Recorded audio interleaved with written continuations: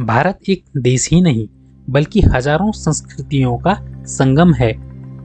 यहाँ पर हर कुछ किलोमीटर पर भाषा बदल जाती है, वेश बदल जाता है और परंपराएं नया रूप ले लेती हैं।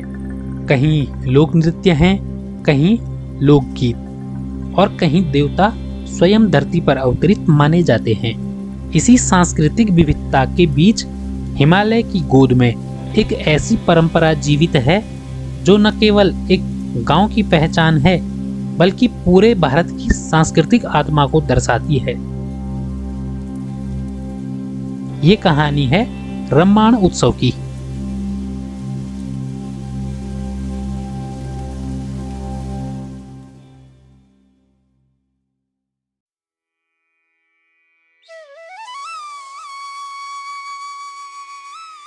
भारत की सांस्कृतिक विविधता हजारों परंपराओं में बसी है, लेकिन कुछ परंपराएं पूरे देश में नहीं बल्कि कुछ निश्चित स्थानों पर ही जीवित हैं। उत्तराखंड के चमोली जिले में हिमालय की गोद में बसे छोटे से गांव सलूर और डुंगरा, यहीं जन्म लेती है एक परंपरा जिसे ना तो दोहराया जा सकता है और ना ही किसी अन्य स्थान पर स्थानांतरित किया जा सकता है। ये है रम्माण।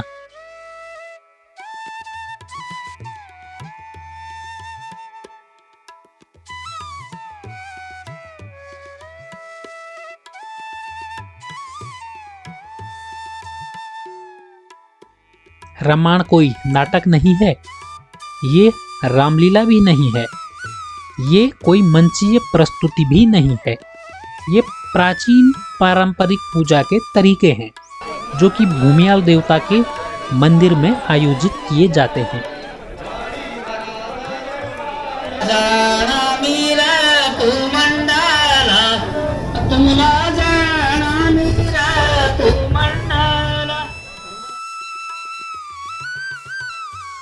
रम्माण है एक पवित्र देव नाट्य परंपरा जहां कलाकार अभिनेता नहीं होते हैं बल्कि देवी देवताओं के प्रतीक होते हैं।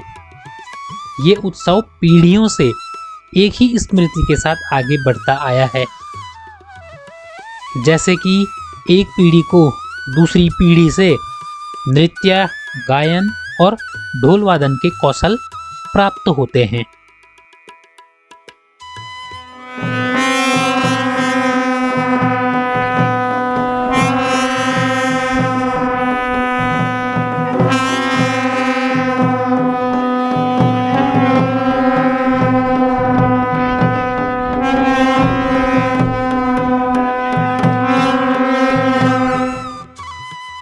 ये उत्सव मनाया जाता है गांव के रक्षक भूमियाल देवता के मंदिर में।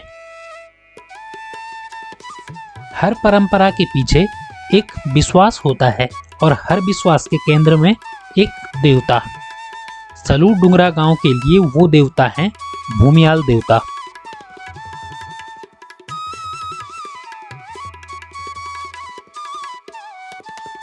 भूमियाल देवता इस गांव की भूमि, पशु, व्यक्ति और फसल के रक्षक देवता माने जाते हैं। रम्माण उत्सव का केंद्र है भूमियाल देवता। इनके मंदिर प्रांगण में ही रम्माण उत्सव आयोजित होता है। उत्सव की तिथि निर्धारित करने से लेकर पात्रों के चयन तक हर निर्णय भूमियाल देवता के मंदिर में उनकी आज्ञा से ही होता है। और मोर बनी, मोरुण बनी, गुर्दे बना, पांच पांडव ओना, राम लक्ष्मण सीता, सब ना पुरानी संस्कृति से हमारे। फिर एक लास्ट एक झुमेले बेलाना लास्ट में हमारा एक नरसिंह भगवान का भगवान अकबर।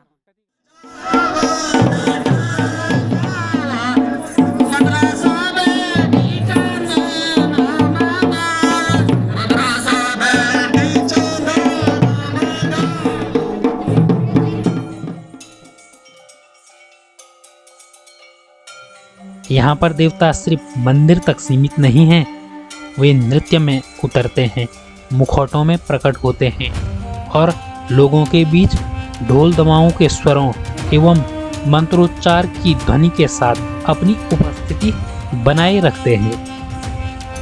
रामायण सिर्फ उत्सव नहीं है, ये एक संवाद है मनुष्य और देवताओं के बीच का।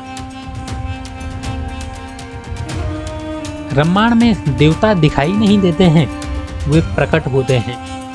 ये प्रकट होना शब्दों से नहीं है या फिर संवाद से नहीं है, बल्कि मुखौटे एवं पात्रों के माध्यम से होता है।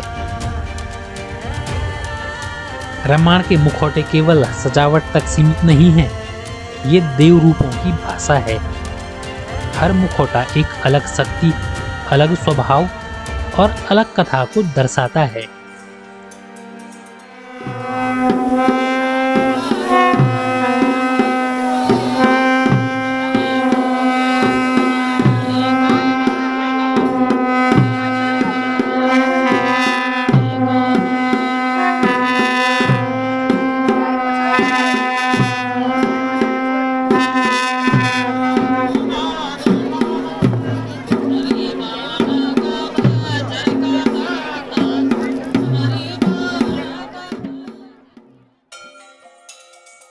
रामायण में रामायण से जुड़े पात्र भी हैं। इनमें राम, लक्ष्मण और सीता का नृत्य भी होता है, बिना किसी संवाद का होता है और केवल ढोल दमाओं के स्वरों पर होता है और केवल ढोल दमाओं की ताल पर होता है।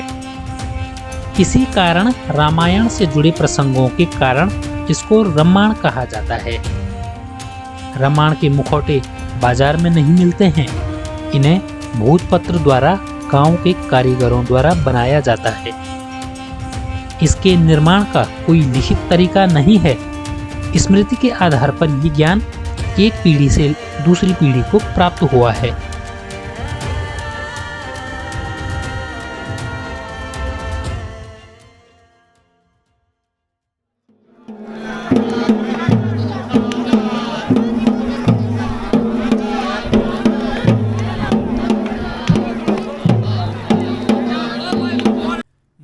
मोरयाण गढ़वाली भाषा का शब्द है।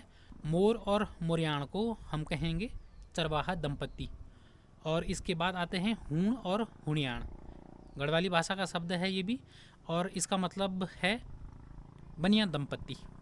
तो इनका भी यहाँ पे नृत्य होता है।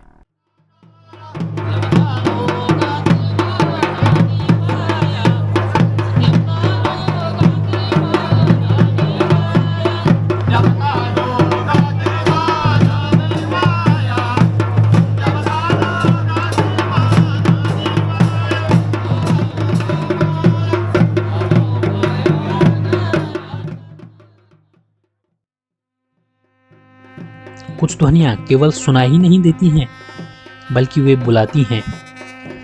रामायण में यही ध्वनि कहलाती है जागर। जागर कोई गीत या संगीत नहीं है, जागर देवताओं के आह्वान का तरीका है, जो पारंपरिक वाद्य यंत्रों, ढोल दमाओं की थाप और भंकोर के मधुर स्वरों के साथ पूरी घाटी को ऊर्जावान कर देता है। ढोल दमाऊ केवल वाद्य यंत्र नहीं है, इनकी हर थाप एक मार्ग है जिससे देवता धरती पर उतरते हैं। कहा जाता है कि जब ढोल और दमाऊ एक विशेष ताल में बजते हैं, तब देवता आमंत्रण स्वीकार करते हैं। ये वही क्षण होता है जब नर्तक नहीं रहता, वो देवता और मनुष्यों के बीच एक माध्यम बन जाता है।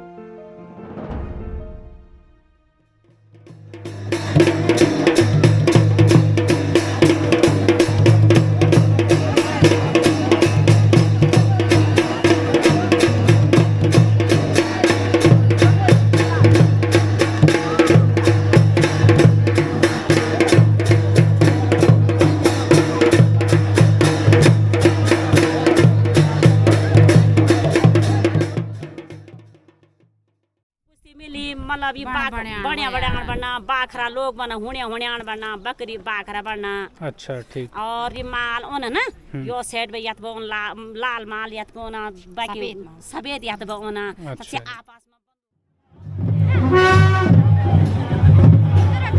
सीता मेरो बाटो हेरना वाला, सीता मेरो बाटो हेरना वाला।